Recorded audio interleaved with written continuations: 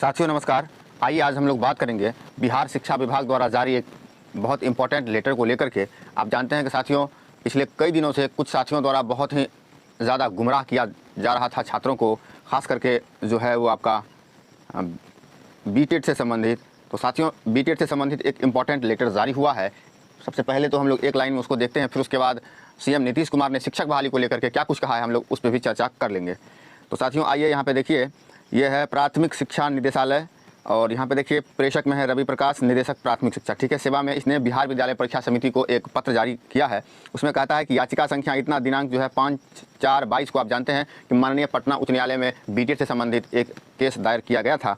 तो उसी से संबंधित जो है बिहार विद्यालय परीक्षा समिति को एक लेटर लिखा गया है शिक्षा विभाग के द्वारा। और इसमें देखिए क्या कहा जा रहा है। कहा गया है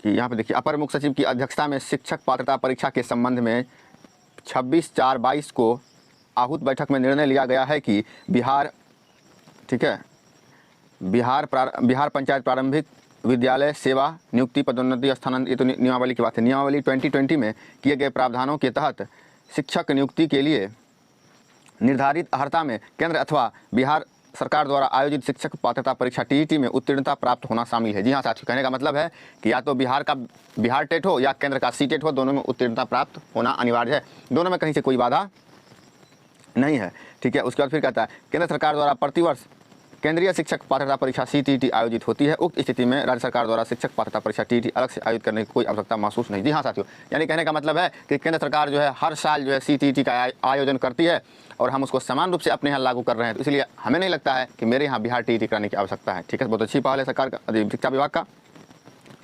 भविष्य में विभाग द्वारा आवश्यकता आधारित शिक्षक पात्रता परीक्षा आयोजित किए जाने पर विचार करने का निर्णय लिया जा सकता है। चूँकि भारत सरकार नियमित रूप से सीटेट कराया जा रहा है, इसलिए वर्तमान में शिक्षा विभाग शिक्षक पात्रता परीक्षा आयोजित नहीं करने का निर्णय लिया है।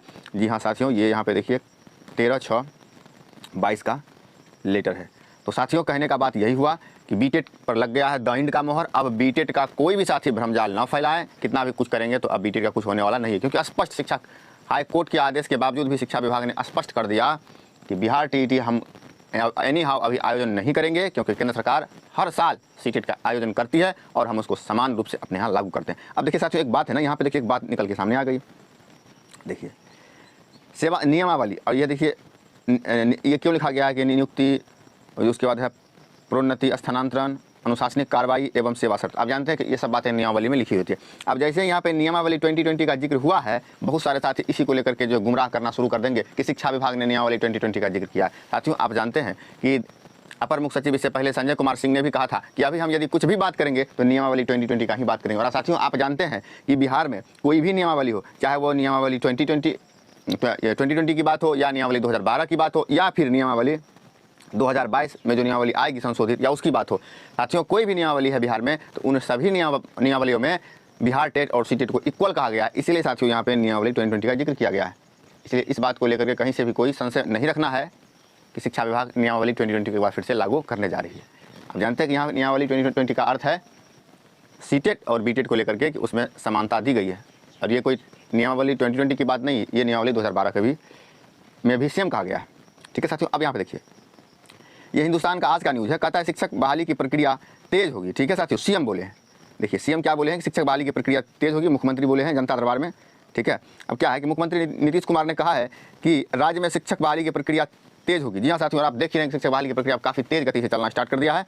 हम लोग चाहते हैं कि और अधिक से अधिक शिक्षकों की बहाली हो। मुख्यमंत्री सोमवार को जनता के दरबार में मुख्यमंत्री कार्यक्रम के बाद नई शिक्षा नीति से संबंधित पूछे गए सवाल पर यह बात कही। जी हाँ साथियों, आप जानते हैं कि केंद्र सरकार का नई शिक्षा नीति को लेकर के बिहार राज्य में अधिक प्रेशर है, तो इसलिए उसने ये बात कही है। उन्होंने कहा है कि राज्य में केंद्र द्वारा बनाए गए कानून के मुताबिक काम चल रहा है, यानी कि केंद्र सरकार जो भी कानून बनाई है या बनाएगी उस पर ही काम यहाँ पे चल रहा है, उसी के आधार पर बहाली होती है। शिक्षकों की नियुक्ति का अधिकार ग्राम पंचायत और नगर निकायों को दिया गया है।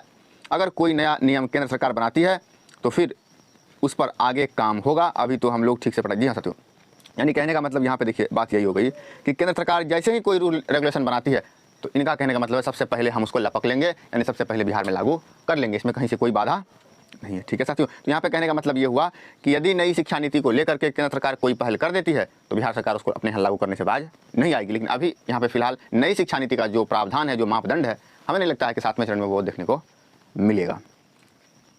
ठीक है साथियों, और यहाँ पे क्या लिखा है, उन्होंने यह भी कहा कि सिर्फ दिशा निर्देश देने से राज्य सरकार की हाँ ये भी यहाँ पे देखिए एक इंपॉर्टेंट बात है कि सिर्फ दिशा निर्देश देने से ही काम नहीं चलने वाला। दिशा हम आपको पहले ही कहें कि केंद्र सरकार का अधिक से अधिक प्रेशर है राज्य में नई शिक्षा नीति को लेकर के, लेकिन सीएम का कहना है कि सिर्फ दिशा निर्देश दे देने से काम नहीं होगा, आपको एक कानून बनाना होगा। यदि वो कानून बनता है तो हम भी उसको लागू करेंगे और सबसे पहले लागू करेंगे।